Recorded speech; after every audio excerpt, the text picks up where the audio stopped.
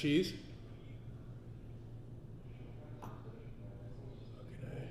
But that's a cheese tortilla, right? I don't know. All I know is I have to go. We got 12 on, thanks to the tacos. Yeah. We need good. to have Chuck come over when your wife makes tacos. I highly suggest that you might. That'd be great. I'm telling you, salsa. The salsas, the everything. What do we got? We got Kevin coming in from Jackson, Georgia. Megan Byers saying, make sure to bring some of them tacos home. Found a new shop by you? La Fondita, it's by Sean Ratz. It's like 3 minutes walking from Sean Ratz's house. Oh, perfect. And I was like, man, how many times a week do you eat at this place? And he goes, what place? What? You didn't know about it? No, he didn't know about it. It's been next to him probably for 20 years. But the place has like loteria inside. The workers hardly speak English. They're making the tortillas. This is, I think this is either barbacoa or birria, I think is what it is. But, it's so damn good. McClurkin's in, of course. Larry Adams is in. Of course. Ooh, Larry Adams. I wonder if he's shaken off his Frisco hangover yet. I think he's still pretty Frisco hungover. That's a cute little case. What the fuck is that thing? That's a Heschiso carrying case. What is that? Is it you Gadget? put your fishing lures in there? I mean, if you want one. For me, it's just my little gadget case. I'm not going to tell you about the new accessory that's coming in from France, but the new accessories we have coming in from France are bad ass. You know what they are, so don't say it. No, I don't. What are they? Oh, I know what they are. You want to know what they are? Sure. Not gonna tell you. They're going to be here on Monday. I bought one for Andrew. I had some made next level. What do you mean you had some made? You realize how hard it was for me to just find it and buy one for him? Wait till you see this. I paid retail plus shipping from France. I'm glad at least we're bringing them in so mine can be at less cost than I paid for Andrew's. You want me to at least tell you what the coolest part of this thing is? When you flip Husker it open. Red. No, when you flip it open, you ready for this? The Dallas skyline is etched into it. Because we're in Dallas. Yeah. That's and I pretty knew cool. I had to have one for Kevin Owens. Mm-hmm. Ready? 10 seconds. And I got one that's purple for our gayer course. customers. Yeah. Gotta be. Can't say that. We're not on here yet. Yeah, we are. One Oh. second. Now we're live. Okay, now don't say that. Okay, sorry. What's happening? What's up, everybody? Are we live? What's We're up? live? Yeah. What's Cheers. up? Cheers. Cheers. Yeah. Salute. All right. Cheers to all of you. Welcome in. Eye to This eye. is Eye to Eye. Eye to eye. Nice. Yeah, he taught me.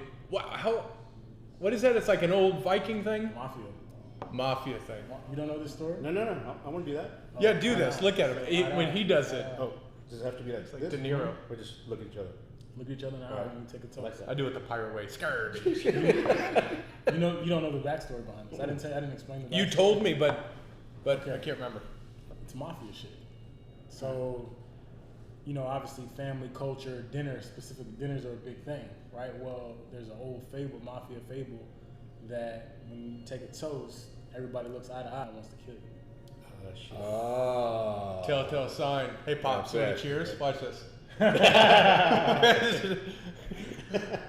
I don't know what you're talking about. Got something in my eye. Yeah.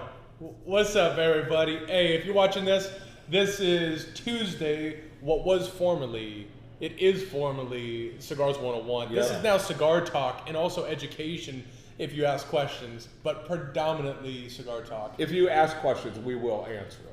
No doubt. Guaranteed. Most of the time. Most of the time. Most of the time. Yeah. Shouldn't make promises. Yep. Exactly right. And if you're watching this on Facebook, give this a share. If you're watching it up there, Cigars and Guns, what's happening? To stage right, we have the man, the myth, Mr. Charles Walls. That's the man. What's up, Chuck? What's up, fellas? How we doing? I appreciate the invite. See that? No, thanks for joining, man. No, man, it's awesome. It's awesome. I love this place. Yeah. This is an awesome forum to talk about what we love. So That's it. And really what this is a beautiful way to go. Your wife says, I don't understand what cigar smoking is all about, or your friend, I don't understand what cigars are all about. Well, this is basically this is us smoking a cigar live. Yeah. And you guys all get a chance to just sit and smoke a cigar with us, and this is what it is to smoke a cigar and talk shit, because that's what's happening. That's all it is. Yeah. And you know, there, believe it or not, actually we can have content that has something to do with cigars. We can talk life and shit in general. Yeah. But there's a lot of stuff that's out there on the internet that is selling itself as information. And it's just dudes reading, oh, hey, Mark, hey, John. That's kind of what we do, for let's an be hour. honest, though. Well, yeah, but I mean, we'll throw somebody some shit every once in a while. I mean, we got somebody from Brownsville, Texas. Brownsville, Texas. We got looks like Georgia we've got some in the numbers house. coming We got in right Missouri in the house. Missouri. We got Larry Adams. Evan is Evan in the house? now. Evan Hurst. Evan Hurst. Guy's a folk hero around here. No one's even met him yet. No. What an awesome time it was this weekend. Did you get a chance to meet Larry Adams? I did. Larry and Julie came in from LaGrange, Missouri. Okay. They came in, spent the weekend here. I wasn't here, so I didn't get to meet them. No. If you want to talk about what a cigar culture is all about, that's what this was. It was unbelievable to watch how it just all engulfed them with just showering down love. Yeah. God, it's just such a cool thing. That's awesome. What is the cigar culture to you? Man, that's a great question. So for me, it's been like an extension of my family, right? So like, not to get all soft, you guys have become more of my family than my family just because of the amount of time that I've spent with you. Sure. Yeah. So for me, cigar culture is not only just relaxation and the ability to unwind after a long week or a long day, but it's a chance to connect. And then, you know, I read this interesting study that talked about how most people stop learning after they turn 25. Like most people stop reading and most people stop learning in general after they turn 25. If you're in the cigar culture, you never stop learning because there's always something new. Nobody knows everything, right? And then everybody knows something different. So for me, cigar culture also is a learning experience more than anything almost. Yeah. So that's what it is for me. It's actually a really good point because the best, we talk about this almost week in and week out, the best of the best of the best are the ones who say, I know nothing, but I'm learning. Yeah, right. Yeah. Nestor is just that same Nestor, way. That's a good point though, because I never thought about that. Yeah, once you're done with school, done with school. Yeah, bro. I mean, and then like literally the statistics say most people don't read at all after 25, and if they do read, it's one book a year. Right? So now everybody learns a different way. Everybody might not like to read. You know, that's fine. Well, that's on them.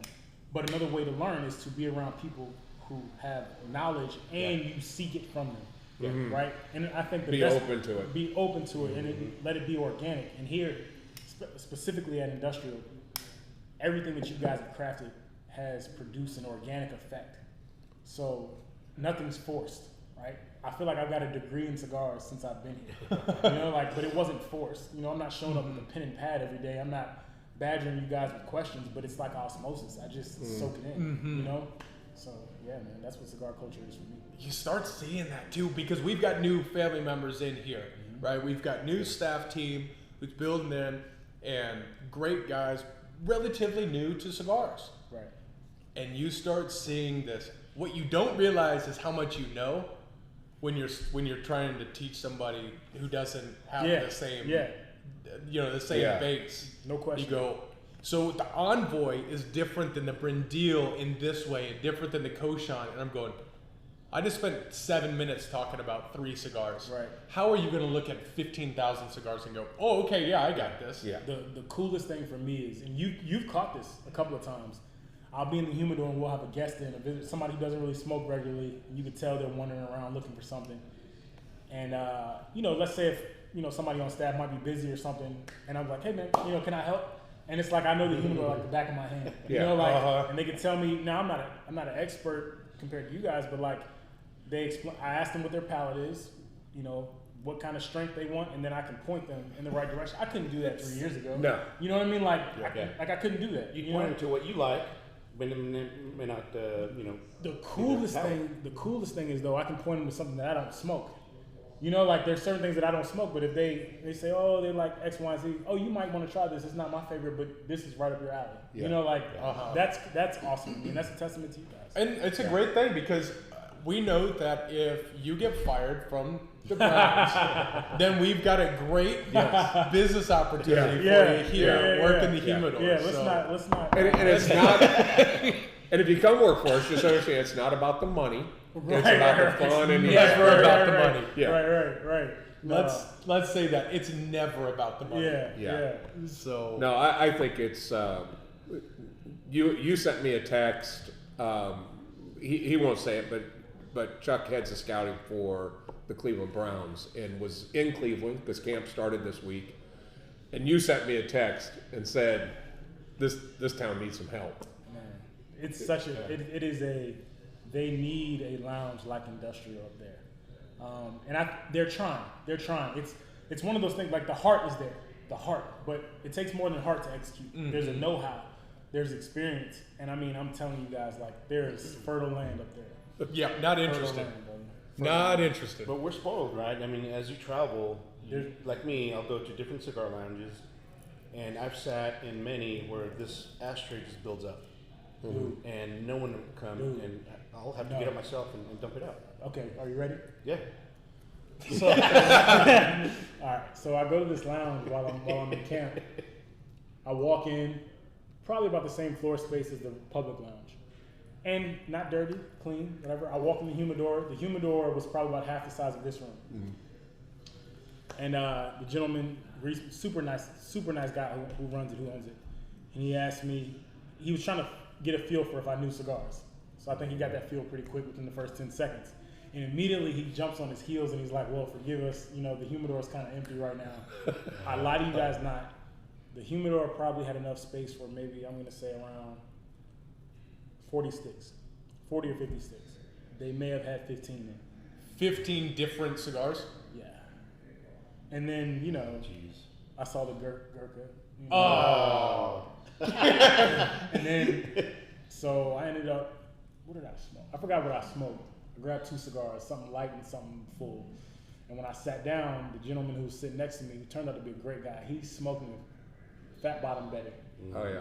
And I was like, okay, this is where we are right now. You know, no shades to Fat Bottom Betty, but that's a very beginner cigar. Yep. And it's just, and mind you, I was on Yelp for about a good 30 minutes looking for a place, and this is the best place I found. Whoa. So their facings was probably just for their local customers. And they're in a nice neighborhood. That's probably it. Like it's a pretty good location, right off of the main street. There's just not a lot. A lot of these places are that jump on all the mainstream stuff, Macanudo, Cohiba, and a lot of that stuff. Those manufacturers are out of product right now. So you know, one or two things happen. He's out of money, or the companies that he's decided to partner with, they just don't have any product. Yeah, either way, it ends up. If you It harms the end consumer. no question. Right. If you are somebody who knows what they're doing, and you walk in that place, you guys probably would have left. You guys probably would have walked in. You probably would have left. But I was the nicotine was calling me, so I needed a little something. You know what I mean? So I had to stay there. But Which nice, is nice people though. Nice people. It pivots to a question that I have for all of you. Is cigar smoking addictive? Okay. I want your godforsaken honest truth here. I would have told you no before COVID. But when COVID happened and it freed up my schedule to be more flexible and I was able to work here every day, therefore smoke multiple times a day, I don't know if it's addictive from the standpoint of like chemically addictive, but it's definitely habit addictive.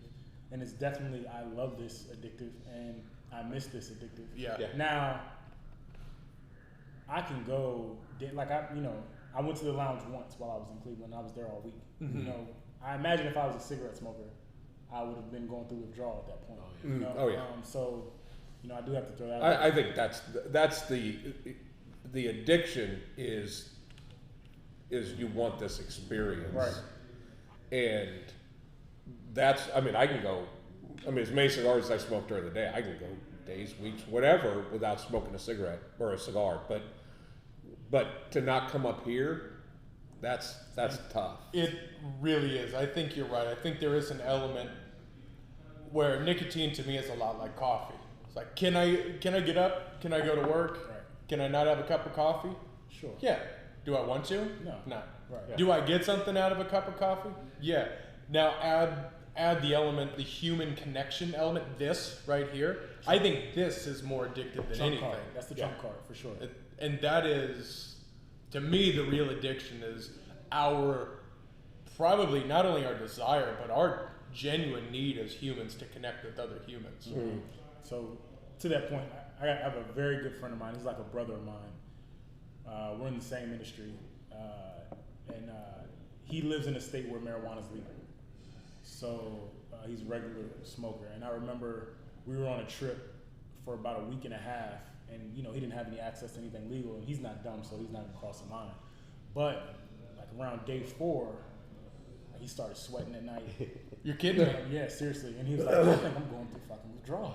That's crazy. He's like, I'm going through withdrawal. And I was like, so that being said, that doesn't happen. I can leave I'm not sweating in my bed at night. It's not that. But like you said, I miss my people.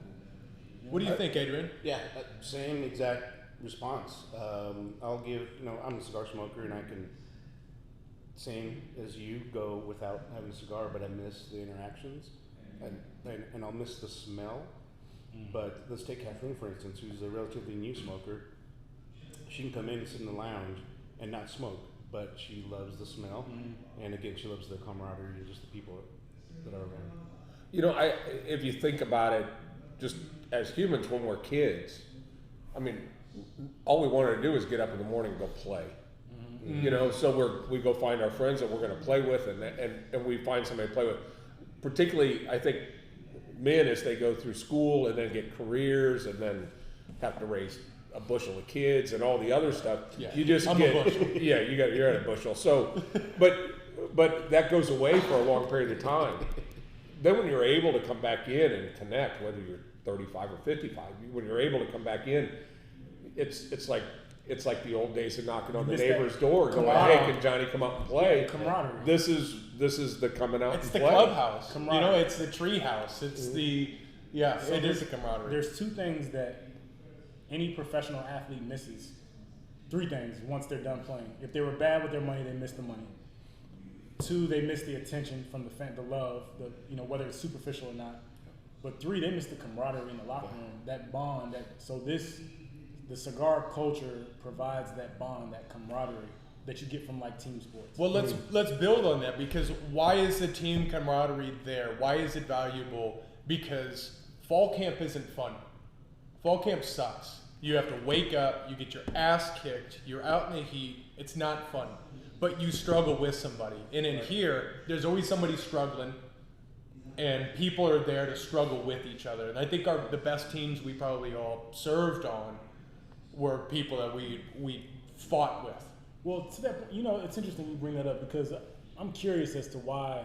One thing, I don't know if you noticed this, but when I do visit other lounges, places close at like 6 p.m. or they're open from 10 to 4. Yeah. That does not promote camaraderie.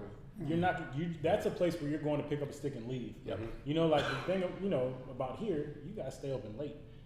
That allows people to feel like they're at home and gives them a second home. Yep. So I think that's important too. Yeah, I agree. I mean, all the way through. But let's not discount it. You get done with a good meal, you've got a good day. Cigar. I'm telling you. Cigar. There is something addictive about it, though. There is. Because when you get through that big meal, that drink, you get in, there's nothing like it. And it will pull you here, right? It will literally drive your car here. For sure. Because I think there is probably something within chemically that goes, maybe it doesn't affect you with withdrawals, but I think there is. It's probably a twofer. You just get that. I mean, but don't you really want to be around people that are like-minded? And the one thing no matter where somebody is economically or at in their life, or if they're going through troubles or not going through troubles, you know, we have this brown stick of leaves that we look at as we have something in common, no matter what. Yeah. And even the guy that's smoking a Fat Bottom Betty, you still have something in common. You both decided to stop and smoke a cigar. We had a great conversation. Yeah. That's a good point. You're absolutely right. Yeah, and we've talked about this in the past. I mean, we call it the great equalizer, right? This stick right here, we can sit, whether it be the public lounge here or any other lounge in the U.S., and we all have something in common, whether it be a CEO of a company, a gun dealer, or whatever it is, right? And we all have that something in common, and we have that connection. Well, in building off of that point, here's the juxtaposition of where I'm at, where we're at with our lives, right? That's a big word. Thank you. I try to use it twice a day, so that's the first. But here's where we're at. There's something about cigars because if I were to do, like I look at some of my friends who live downtown, they go to the bar, they go to the bar, they go to the bar, they go to the bar. If I go to the bar more than once, I'm done, man. Yeah. I'm out. Yeah. But my small group of friends, we have sat on my patio 1,000 times, and we sat in the same place, doing the same thing, drinking, having a cigar, and talking, and that never gets old. Right. To me, that is like my paradise. A Saturday night in my backyard with my group of friends, smoking a cigar and having a drink. That is just, well, you can go away. Mm-hmm. To that point, I think there's something to the fact that you remain coherent when you're smoking cigars. Mm-hmm. I think that adds another element of it opens up conversation. It opens up introspection. Like, you know, we drink too much of this here, or if we're smoking something else, after a little bit, we're not going to be very coherent. You know, so I think that's the balance with cigars. Like, there's a relaxation factor. There's a thinking factor that goes into it, especially once, like, we all know how to smoke cigars now, right? So, like, we're not just pulling at anything in order to feel some type of buzz or something. We are smoking it to get every note. Right. We're making it last. We're trying to preserve the ash, right? Like, we're trying to compare it to other sticks that we've smoked. So there's depth to it. It's very similar to the wine culture, in my opinion. And it's a very similar process that the product goes through, right? Very similar, right? And to me, I think you're exactly right. There is that overall kind of existential meaning that happens when you go through drinking wine, when you smoke a cigar. All of these things, it's deeper than face value. And the thing is it's just no one ever sits around and tries to identify the notes they're getting in a cigarette.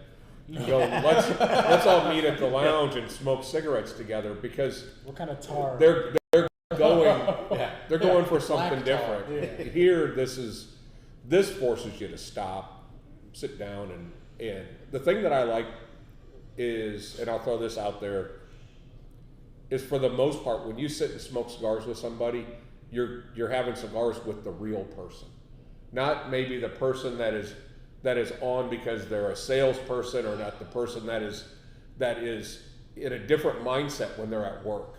Here they're off. They get to shut it off. Well, and you get a chance to meet that person. There are some people. There are some people that don't shut it off. Yeah, right? There are some people that don't shut it off. We've been duped before, but yes, we have. You get time for them to show their ass. Bobs, you've always said that. Give somebody enough time and they'll show you their ass. Man, somebody told me a great quote. Somebody can only pretend for 90 days. Yep. You can only pretend for 90 days. When you're in an intimate setting, whether it be a workspace, right, in a work relationship, or a romantic relationship, or friendship, if you're day in and day out with that person, they can only pretend for 90 days, and then the real them is going to come out. Interesting. 90 days. That's the honeymoon phase, right? Yeah, the first 3 months for sure. Yeah. Oh. I have an interesting question for you guys. So we talked about how cigars the process is closely in comparison with wine. Don't you guys find it interesting that some of the best things in life have to go through a slow process before you can enjoy it? Whether it be like food, right? Cars, golf. Mm-hmm. You're not just gonna pick up a club and be good. It takes time, Yep. right? Like there are so many things that take time for you to truly enjoy. A good batch of tequila, it takes time. You can't rush it. Bourbon, same thing. It takes time. I think that's very interesting. Very few things that are fast and quick produce depth and results. Look at the complete other side of things. Instagram, TikTok, Insta famous, TikTok famous. Mm-hmm. But is that something that lasts, or is that something that's real? It's neither. I think it ruins. Because I mean, people are getting addicted to this instant fame. You think about professional athletes that you're around all the time. They miss that camaraderie. They miss that interaction with people. The people that are internet famous with a bunch of people they aren't actually connected to. So they're still lonely. So they're still by themselves. So as soon as all of a sudden they didn't get 100 likes, they got 4. Them some bitches are looking for the highest building to jump off of. I mean, they've already showed the show that on Netflix about The the Social Dilemma. Dilemma to show that the suicide rate of teenage girls went up as soon as the like button was invented. I mean, that is something that is just it's a scary reality of what's going on in the world today. But the problem, I mean, I've had situations in my own office where people are like, I'm like, well, what's the status on this? Well, I don't know. They haven't gotten back to me on email yet. They're 15 feet away. Go walk in their freaking office and ask them the question. People don't do interaction anymore. They just wait for a response. Yeah, that's so funny because 2 weeks ago, remember you sent me you didn't know I was here, and you sent me a text right about something we were working on, and I was right behind you, and I was like, hey, I'm but he didn't know I was here. But to that point, I have a 15-year-old nephew. He's like my little brother. I love him to death, and he came and spent about a week with me here in Texas, and I was in the other room, and he texted me asking me like something about a delivery, something about food or something. I'm like, bro, I'm right. You can come knock on my door. You can come. I'm here. You know, speak to me. Maybe that's what's different. Maybe this is true social connection versus what's happening in the marketplace. I think that's why we see growth. I think that's why we're seeing it, because to your point and furthering this forward, it's our world is stripped of genuine connection. We're more connected than we've ever been, but we're more disconnected. It's more superficial. Right. We can see everything that happens across the world, but we'll text somebody when their food orders in. But I'm gonna tell you, so COVID exacerbated that, because now companies have figured out that Zoom helps them be quote unquote more efficient, right, and helps them save money on the bottom line, right, or increase their bottom line, whatever. And I don't know that efficiency isn't always the best. We're in a world right now where everybody's chasing efficiency, but sometimes efficiency leaves out organic, genuine interactions, genuine growth, right? Like accountability. Like going back to my nephew, not to harp on him, he's not watching anyway, he'll be fine. But if he is, what are you doing, son? Right. In Virginia, students in high school have an option to go back live or go back virtually, right? So my mom wants him to go back live, like be at school physically, right? He wants to go virtually, but it's because he can log into Zoom, and then when that class is over, he can go back to sleep. You know, like, but that's not the real world. That's not good. So before it was just, Larry from LaGrange, Missouri, right? Now you've got a situation where we have people that have now made that human connection with them. Right. And that's just a different thing altogether. Yeah. So I'm guessing this dumped us for some reason. Yeah. Did yours kill off? Okay. Yeah, we're back on. Yeah, it looked like we just paused for me. No. Steve McGee is in here. Industrial, right? On ICC, but on Facebook. We're on Cigars and Guns Instagram. What's up to everybody who's joining us?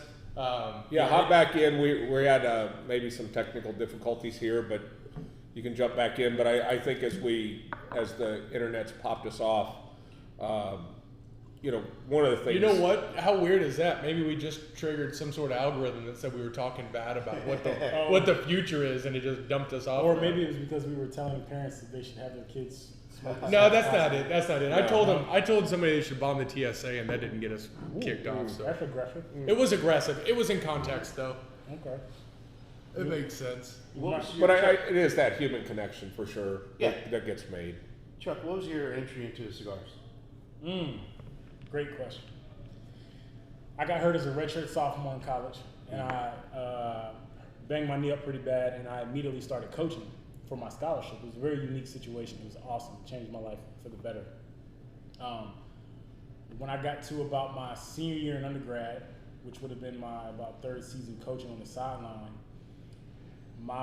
one of my most influential mentors and one of my best friends in life, he's visited here. I was working for him, and we got connected because back then kids were sending DVDs every week, right, of their highlight tapes, and he had this big stack of DVDs just like piled on his desk. And one day he's like, "Seawalls, come here." He's like, "You know how to recruit?" And I was like, "No." He's like, "Good, I'm gonna teach you." Oh, nice. And so that launched a relationship between him and I. And once I became proficient as an evaluator, because we would meet every Friday. Well, probably about the third Friday when we started this, we're watching the video, and I was like, I really like this kid. Da da da da. We're watching. He gets about 2 plays in the highlight. He looks at me. "Why are we watching this?" Off him. Like, "Why are you wasting my time?" "Yeah, you know what you're doing now." He's like, "Call Uno's," because Uno's Pizzeria, where I went to school on Friday, they did a cigar and jazz night. He's like, "Call Uno's from now on every Friday at 6 o'clock. Make sure we have a table at 6 o'clock." That's what we do now. Nice. So that was my entry to cigars. He gave me my first cigar to smoke. I think my first cigar was a Perdermo, and that's where it started. And that was back in 2011 or 2012. And that's where it started. Well, that's a great story. Yeah, That's awesome. Yeah, fuck this meeting. He's like, "You know what you're doing. Get the pizza Yeah, place yeah, going. Let's go." Call the Pizza shop with cigars. It was awesome. and- They had an outside patio, and then they had a live jazz band come. It was awesome. Just a unique experience. So everybody that's watching, hopefully you got your keyboards handy. Let us know what your first cigar was. I mean, mine, obviously, I don't know if it counted because mine had a plastic white tip on it. The Swisher Sweet. But Same here, yeah. the one thing I remember is once I started, I remember it was 1994. I went to a golf trip with a friend of mine that I now work with and work for in Lake Tahoe, and a guy handed me an LFD that was from '94, obviously, but that particular cigar tasted so good, and it pushed all the buttons that said, "This is what a good cigar tastes like." Yeah. And at that point, I realized what I had been smoking was just off smoke. Yeah. And when I finally tasted good, man, it was so good. And then actually in 2000, LFD replicated that blend again. And I'll never forget, it had a pink flower. We remember what stuff is based on the label, but that was that to me was the cigar that just said, "Oh, this is what they're supposed to taste like." Now since then we've had a lot of really good cigars. Had a lot of really bad cigars. I'm smoking one of my top 5 favorites of all That's time. your second one of the day. The second one of the day. Just by miracle we got them. So, but it's awful good. That's- God, What are you smoking? this is I a don't Partagas know 160. if we should be going about this. What? Why not? We got Talking Partagas. and putting it out in the air. That this We is got what 'em. have. All right, if we got them, then talk about them. So- Go ahead. Here You they got go. it. You got Here it. they go. Don't sit and wait. This is the Partagas 160. What's unique about this cigar is the crop of tobacco is from 1972. So it turned 60. That was 50 years ago. 49, yeah. 49 years ago that crop was in the ground. It was harvested. It was put on a boat. It was sent to Spain in order to be assembled into a cigar, and it was stolen. And in 93, 94, Spanish officials found it. It was in a humidified warehouse. It was, back then everything was by ship. And so this tobacco sat from 72 to about 93, so it was 21-year-old tobacco. They rolled about half of it in 2000 or in 1995. It was called the Partagas 150. And then they did a Partagas 160 in 2005. They put a 1977 Cameroon wrapper. Cameroon wrappers are from Africa, just really citrusy and floral. But the age of this tobacco, it's when you smell the foot, it's just so good. And Partagas has really been pushing to get on the floor, and I gave him one stipulation: find 160s, and we'll do it. And now it's been almost a year, but they found them, and we have them in 3 different sizes. They came in yesterday, and it's just unbelievable. It was one of the first boxes of cigars you bought. No. It was the first box. First box. That was the first box. Yeah. First box I ever bought. Yeah. Partagas 160. Damn, It that's is. a solid box. Yep. It's so good. It's It unbelievable. And the kicker is, This is the stupid part. it's the new ones, the new sizes we have are non-number prices are $19, $22, and $23. Now in the secondary market, they're $75, $85, $100. But yeah, so we were able to get 6 boxes of each, and it's just special. Frank saying, "Oh, it's okay." He smoked one of them. He was just inhaling it, just taking it to that. It is one of those cigars that you could literally, you pull it in, you go, yeah, I can inhale. Yeah, you can inhale this for that's, sure. That's no problem. But But if you want to taste vintage, if you want to taste, it's just, damn, it's good. Is there still boxes left? Yeah, it just came in yesterday. yeah, he's the only one that smoked any of them, and he smoked basically all of them. A box. Yeah. Well, the night's not over yet. I have a curveball question for you guys, kind of taking us off track a little bit. Do it. I've never been to Vegas before. I know, but we're changing that. We're fixing that problem. I'll be there on Sunday, August 15th. I'm flying in the morning. I got about a 2-day gap until I got to be to work. So where am I smoking, gentlemen? Dang. You know what? You're going to be disappointed. So Don't what tell I me. would say Don't tell me is smoke everywhere.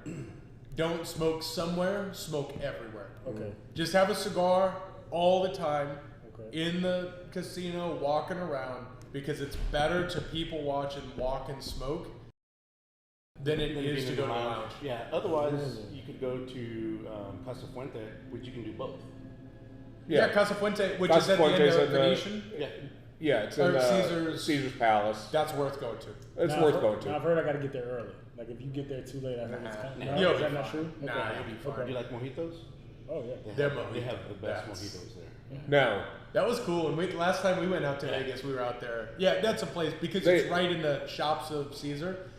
A beautiful view. in Yeah, there. you sit like up- the they have rare, like they'll have all the rare opus and stuff, but They're about $1,000 for a cigar. it's ridiculous. I mean, it's the cheapest cigar, and there's probably 35. Well, I mean, I'm bringing my own cigars. So. That's Yeah, so walk. So, Walk.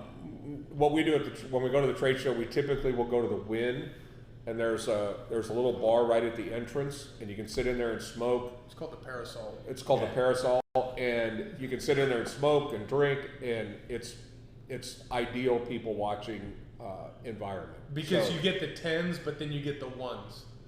You get everything. you get Supreme people watching. Oh, supreme. Now it's- you'll empty your own ashtrays. Okay.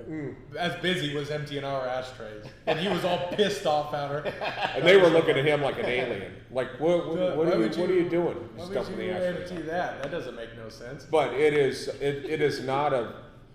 There's cigars everywhere, but there's nothing like this. There's a Davidoff Lounge. One of our guys went there. He got a $75 or $100 Davidoff.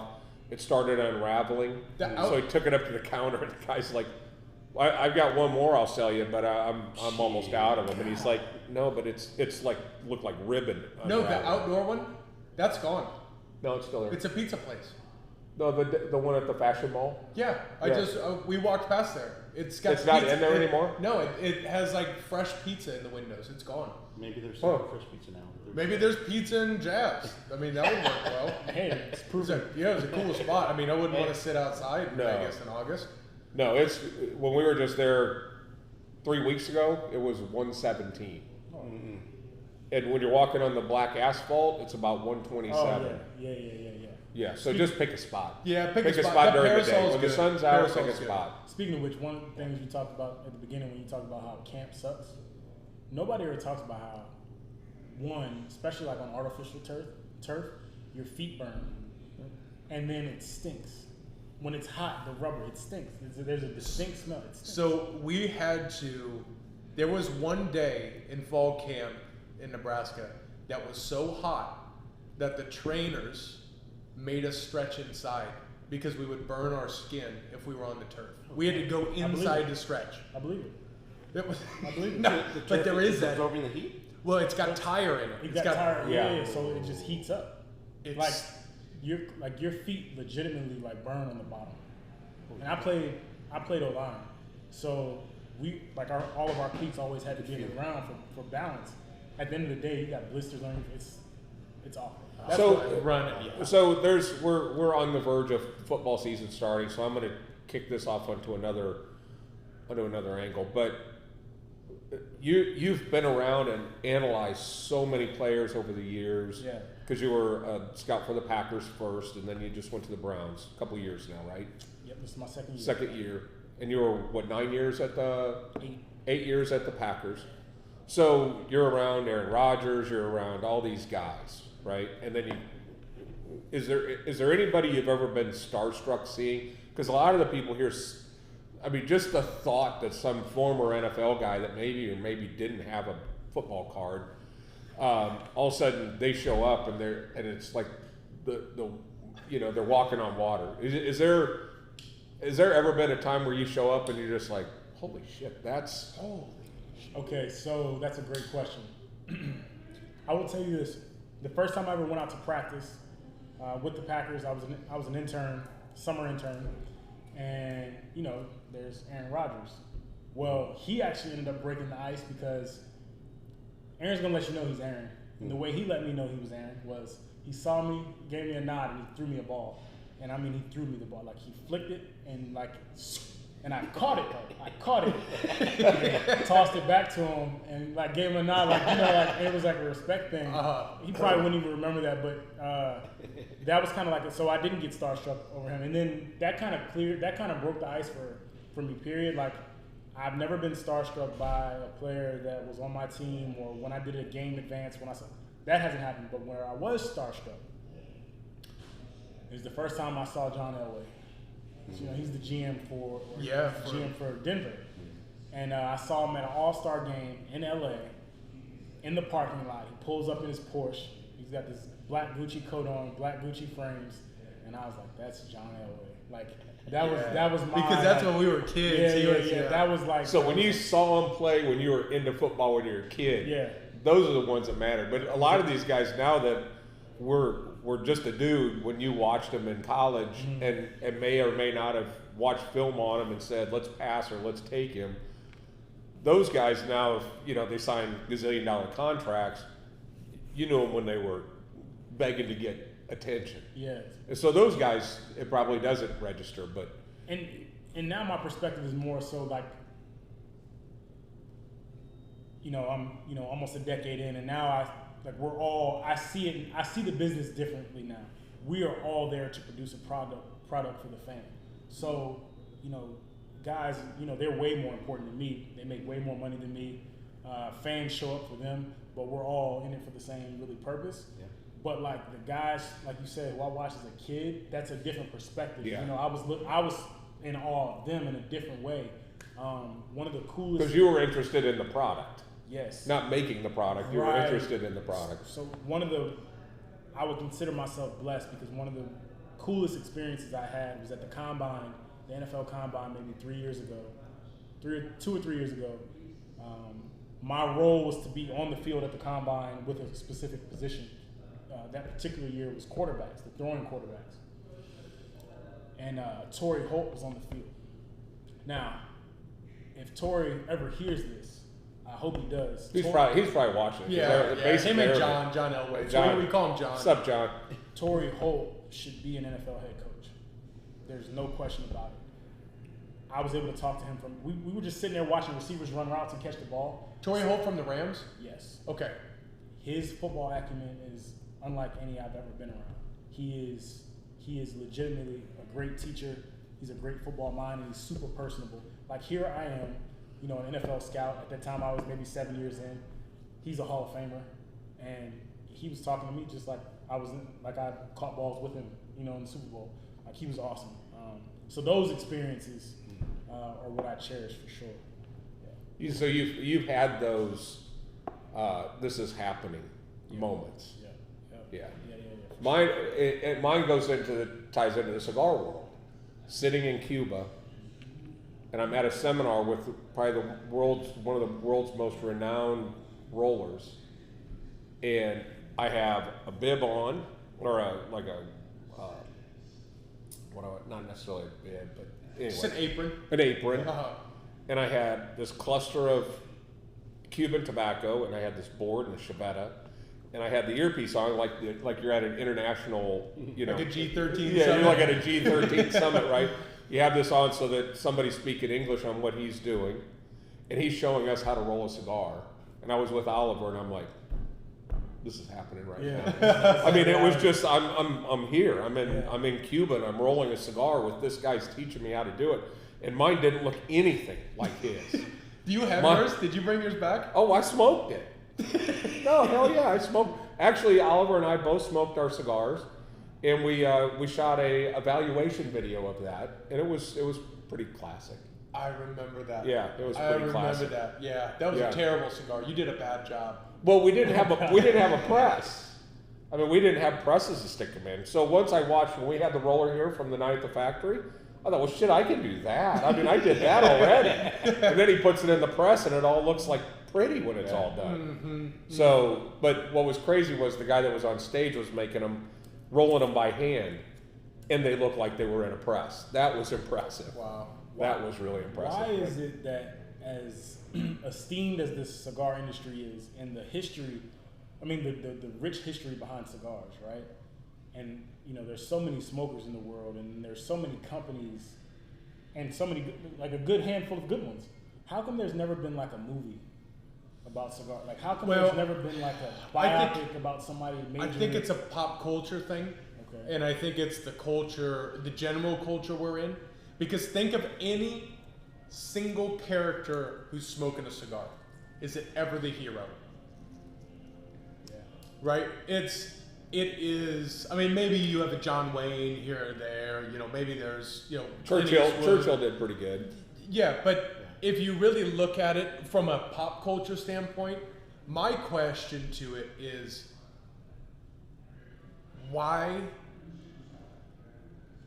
are cigars not a bigger part of the world?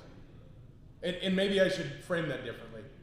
Why is it so hard to get people to smoke a cigar when we see how easy it is to just enter and enjoy it and get together? Why is it not bigger? I think to the layperson, they think of it as like a nasty habit, like I think we're starting to see the turn with younger guys come in, but I think people, I'm going to say you're a younger guy. People look at it, if you're let's say you're under 30, that's something my dad does. Now we're starting to see younger guys that are coming in because they see it as, this is going to make me look like I'm more mature. But I think for a while it was an older man thing, or an old. I mean, you didn't see a lot of women smoking. Look how many women we have smoking right now. But what's up, I think it is it's a different environment now. I got hooked on that series called Startup, and Ron Perlman is in this series, and he's a very avid cigar smoker, very, very avid cigar smoker outside the movies and TV roles. Yeah. And there was a scene that just encapsulated cigar smoking at that particular moment. This younger guy that was coming in, that he was partnering up with in this startup. Mm-hmm. He knew his dad. His dad was crooked. He gets this guy in. The kid comes in. He's 30. Comes in, and he's like, all right, sit down, pour yourself a drink, let's have a cigar. He goes, I don't smoke. And he goes, it's not smoking, it's a cigar. Yeah. And I thought, you just nailed it. Yes, it's not smoking, right. It's a cigar. Yep. And and the people that are on this right now, they get it. They know what that means. And he really just encapsulated. But you think about Tony Soprano, and you think about some of these guys that it was such a part of what supported their character. Yeah. You know, could you imagine Tony Soprano calling out a hit if he was smoking a cigarette? It just, you know, you see it with the Russians, you know, when the Russian mob guys are all sucking on their cigarettes, Yeah. but, you know, you expect that from the Russian guys. It's not We're the going to get same. whacked now by the Russians because they're watching. How did you guys, so to our point earlier, we've traveled all over the world, and, you know, we're cigar fans, so we try to find a place where we can go find an extension of our home here. And very often, 9.5 times out of 10, that place doesn't live up to the standard that you guys have created here. Mhm. Yeah. So my question is, how did you guys go about making it so different? You know, like, what was your mindset going in, and then how did you, if you don't mind me asking, how did you execute it? Like, how come I walk in here, and like you said about the place in Cleveland, they may be getting product from a company who they're in a shortage right now. Mhm. I walk in that humidor right there, there's no shortage of anything. I mean, No. I can walk through and get anything I want. That takes, to me, that's not by chance, that's not by luck. So It's not. I've never really even heard the story. So how did you guys even like do this? How did you create Well, importantly, and I think this goes to what we're talking about, we're not cigar guys. We're not old white guys who smoke cigars because we want to get paid for our hobby. This is what we wanted to do. We wanted something that was as impactful to our life, you know, for other people as it is for us.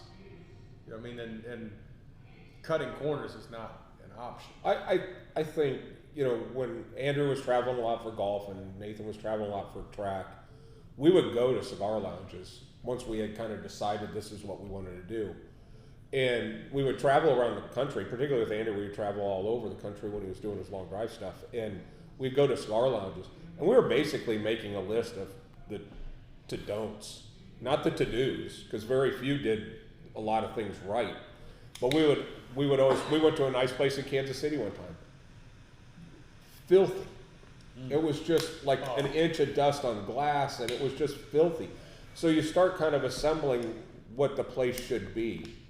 But I think the biggest thing, it's the reason that Brandon did 2-a-days at Nebraska by himself, because he wasn't practicing with the team, because he was wired, because he wanted to do it. It's like the NFL players. There is a drive to want to do it, and we want this to be a special experience. And I think a lot of guys get into it for the wrong reason. If they're getting into it to make money, they've lost already. But you just have to want people to have a great experience. If somebody came to me and said, "Hey, your pricing is lower than everybody else's, congratulations," I'd be like, I don't care. But if one person came in and said, "Man, this place sucks," I'd be crushed. Yeah. It was like when I coached Little League football, the biggest thing, the success to me wasn't, I mean, we would lose every game. For many years. For Yeah, many years, we lost every game. We beat the But Cowboys. I would be crushed if a kid didn't want to come back the next year, because that means he didn't have a good experience and he didn't want to play football anymore.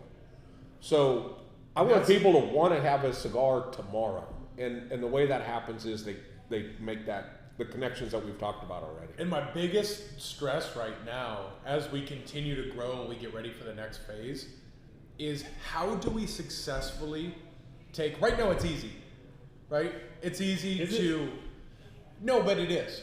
Okay. You know, it is pretty.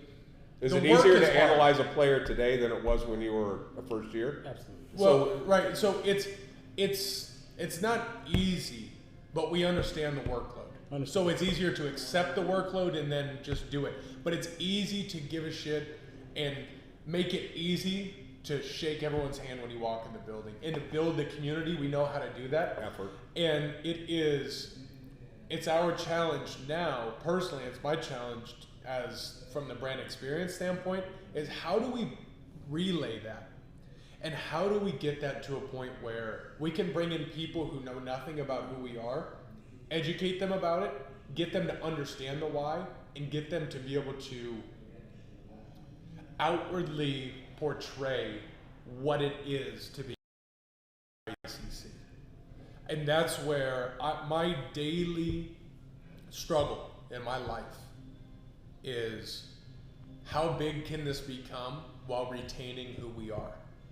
Can we have, does it mean we need to do one location that's massive? Do we do 5? Can we bottle this up and do the Disney experience is all over the world? Is it possible? I don't know. But we're in the very first stages of taking it and transforming it into something where it's not Frakes who are here making it a Frakes family environment. Right. How can you pull Frakes from the having to work every shift Still keep it. and still Keep the essence. So this Keep is somebody write a check in Cleveland and then hope that they pull it off. right? So Right. That's why I know my encouragement to you, both of you, would be one of my favorite phrases is that attitude reflects leadership. All right. So first off, because you have that attitude, that service-minded, that culture-minded attitude, first and foremost, you will then hire leaders who have the same attitude, and then you will train them with the details, right? That's what's most important. The problem is you have companies that get too big, and then they just want to branch out, and they forget their essence. So they hire leaders or they hire general managers to run these locations. They lose that essence, that spirit of what they are, because they're just thinking about money. Right. You guys will not have that problem. So I encourage you, don't let the next phase stress you. Be encouraged by the fact that you are an honorable businessman. You're an honorable piece of this community, and when you branch out, however you decide to do it, We'll do it right. Yes, and you'll do it thank right, you for man. saying that. You'll And do it it's right. just I actually saw Steve McGee, and hopefully he's on here, but it goes to the point of just making sure that we work with companies who roll and take care of their rollers, but for us, it's also our team being taken care of. Like Steve McGee put a deal, it's like stay up later or stay open later. But for us, it's better to close at 10 on the weekdays and 11 on the weekends because our staff can be fresher and our experience can be upheld. Because it's a big difference to get out of here at 10:30 or 12:45. Yeah. It's a big difference. to Well, retaining we had and one making staff sure they're member, taken care we had of. a staff member the other day that said, he works part-time. My 4-hour shift actually is 6 hours because I'm an hour to get here and an hour to leave. So if we leave at 11 and you clean until 11:30 and he doesn't get home until 12:30, it's the performance you're going to get out of that guy, and you want to have the maximum experience. You want them excited to walk in the door. So yes, our growth is slow and methodical, but our growth is occurring right now, and we will grow. We will hit that next phase. But I'll tell you what, our mindset isn't how many places can we go.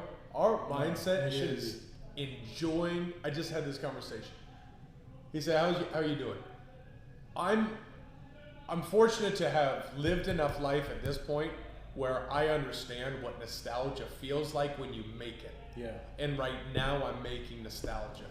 I'm gonna look back at this time and love it, and every second of it. This exact moment right now. So to our earlier comment when you asked me about what the cigar culture means to me, and we had a big conversation about camaraderie. I have to shout Rodney out. This is very important. So to that point about camaraderie, community, networking, so since I met Rodney has invited me to every event for Someone Say Whiskey. Really? He's trying. Rodney, I think my shit got lost in the mail. But I bring that up to say, you guys know I work a crazy schedule, along with starting this new business venture on the side for me. When I announced that business venture publicly for my vending company, Rodney was one of the first people to respond to me. Now, mind you, I haven't been to one event of Rodney's, and I've kind of felt bad about it, right? But it kind of is what it is. And he was one of the first people to go, "Hey man, what are you doing? Oh, let me see if I can help." Yeah. Right. Whatever I can do, explain to me what you're doing, what you want to do, and I will help you. Like even the fact that he would say that, but it's not just him. That's reflection of the community you guys have built. Yeah. And we truly do have a family here. And Yeah. I mean, I will never. I will always change. and I mean, I'm going to give Rodney a shout out too, even though he has a handicap, if you will, which is the Oklahoma thing. Yeah. And which is why he doesn't invite me to anything, because he knows I'll wear Husker stuff to the event. That's real red, baby. That's real red. Is that still a rivalry now with them going to the SEC? It's a rivalry between me and Rodney, no matter where. Oh, you can play in Canada. Okay. And which is probably where they might win a they're game. gonna go to Ontario, yeah. But Rodney came in here when we first started working together, and he's talking about all the stuff he can do, and I finally stopped him because I've taken a couple more laps than everybody else. I finally stopped him and just said, "How much?" Because none of this shit is going to come for free. Right. So how much do you want? Right. And he goes, "Nope. I want to help you guys grow because you're good people," and that is easy to go back and try to help him. And we instantly started promoting and pushing. Some would say whiskey and all those things, and watched him go from 600 members to now 13,000 members. But we hope that we had that little bit of grease to help make some of that stuff happen. So, you find these great relationships in these, and I think Rodney will even attest to. Look at the connections that he's made, because I've seen the pictures who he actually does invite to parties. I'm not bitter. I'm over it. But there are members. Yeah. That he's connected with. One's just walking right by right now. Yeah. I think that, and he's connected us with Ken Hamlin and some other stuff that's just happened with connections. Good people introduce people to other good people. Question. Because in a sense, I'm putting my seal of approval on somebody if I'm making that introduction, because that means something. No question. So it is. That's been really a cool relationship. Yeah, and I think it all comes down to when you have a dear friend of yours that says, "Hey, I got a guy. You gotta meet him. Mm-hmm. You're gonna like him." And if Adrian has done this, done it. Think about Brownell's relationship with those guys. Think of any of the guys that he's walked in the door. Hey, I've got a guy. You're gonna like him. I know. There's no wading through bullshit. It's okay. I trust him. You trust him. I trust him. Yeah, that's right. I think that's a huge element of cigar culture. Is everyone looks out for each other, and they're not going to just put them in with the wolves. And the people who are here for the wrong reason, solely to network or solely to grow their business, or they weed out quick. Yeah. Those who are there to enrich each other's lives, they're in here. Yeah. What I said earlier, people will show you who they really are after 90 days, and it quickly gets exposed. Mm-hmm. Yeah. Quickly gets exposed. Yeah. Yeah. And I think if there's, as you guys know, I turned old as white dog shit on Saturday, but there's one benefit that comes with that. I always say, I've been 30 before, I've been 40 before, I've been 50 before, so I've had a chance to see it. Usually, I've been duped a couple times, but it doesn't take 90 days, because something will leak out, and then you go, "Nah, I've seen this happen 2 or 3 times before." Yeah. I had a guy that, and by the time we got back to the front counter after giving him a tour, he told me, he goes, I want to be in the back. I said, "Well, there's a waiting list," and he said, "I don't care what it takes. I'll pay you double, and I'll pay you in cash, and I'll pay you for the full year." I said, "Sorry, man, we're still full." But what triggered that was, on the way back, I knew that he had a $15,000 watch. I knew what kind of car he drove, and I knew what kind of country club he was all about what he had. Mm-hmm. I don't want to know that guy. Yeah. I want to know what do your kids do. Yeah. And a lot of times those guys, they have kids, but their kids are a pain in the ass, and they don't talk to them, and they're a pain in the ass for a reason. Yeah. There's no relationship, no connection. And you all vet the guys that hang out back here, right? There's not one person that I can sit here and say he doesn't belong back here. Right. And this guy could have been it, right? Just because if you're no chasing doubt. money, right, you've been like, "Oh, that sounds sweet," done, and then him being in the back, you start getting feedback from us, and it's like, yeah, who's this guy? Why is he back here? Can I share a quick story with you guys? Mm-hmm. It fits right in with this conversation we're having about genuine people and connections. There's a professor at Harvard. He's 29 years old. His name's Max Ramsayer. I hope I'm saying his last name correct. He's probably watching. Yeah, sorry, Max. Sorry, Max, if I butchered that, buddy. I was coming back from this conference in San Francisco a few months back, and I'm in the airport, and he had on this cool like Lakers varsity jacket. It was early in the morning. We were at this diner, so it was just me and him. He walked by. We struck up conversation.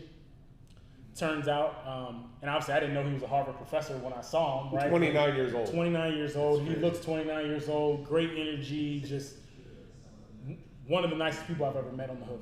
And we struck up a conversation. Turns out he's an adult behavior specialist. All right. This young man went to Duke for undergrad and started a major there before he left. All right. He's a genius. Right now, I'm working with him on hopefully trying to integrate him with our process and what we do in Cleveland. Because like here at ICC, the leadership now in Cleveland is very much about genuine people, genuine growth in every aspect. So anyway, actually this morning, Max and I did this project, which he calls a brain immunity map. All right, so his theory is that just like the human body has an immunity against germs and foreign objects, right? It fights against it. Well, our brains fight against change, right? So if there's something negative that we all have in our life, whether it be a trait or an aspect, something that we're doing that's negative, that prevents a certain level of happiness, our brain will actually fight off the ability to make that change and create that happiness naturally.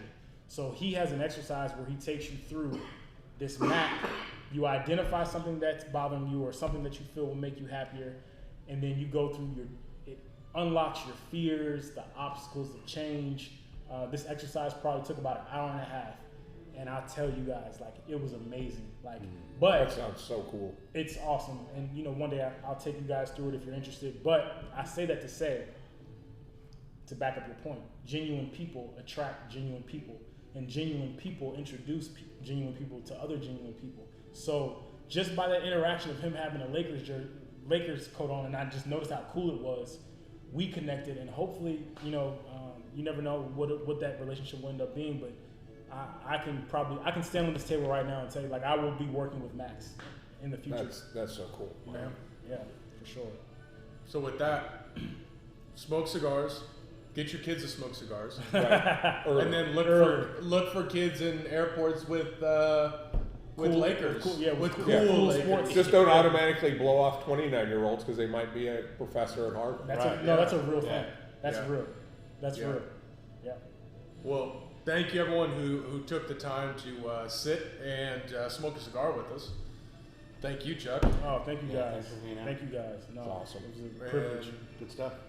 good stuff. That's it. Well, You're here. See you Saturday at the shop.